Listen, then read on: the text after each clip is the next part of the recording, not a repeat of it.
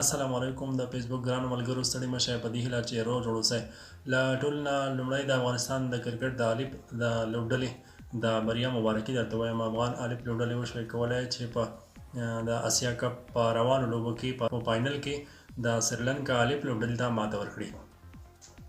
افغان لوبډلې له پیل نه په دغه لوبو کې په زړه پورې لوبې ترسره کړې.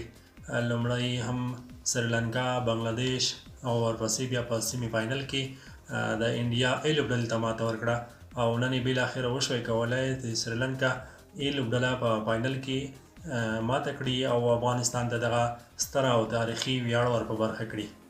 په دغه لوبو کې له پیل څخه صدیق الله اتل او زبید اکبري په زړه پورې لوبېدلي او ورسره په تېرو دوو لوبو کې کریم جنت او همداشانتې نور افغان لوبغاړو هم پوره خواري کړې تر څو افغان لوبډلې ته دغه ستره او تاریخي بریا ور په برخه کړي.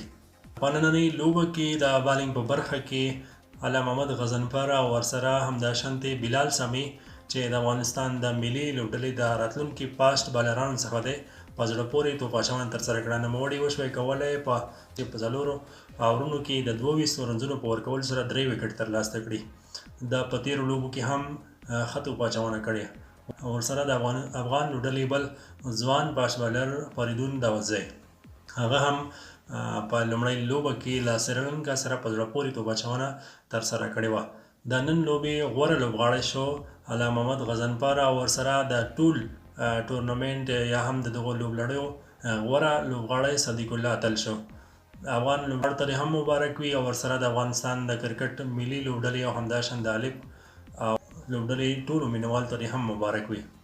په دې هیله چې افغان لوبډله او ټول افغانان لا هم بریالي اوسي په هر میدان کې د افغان لوبغاړو د بریاو په هیله.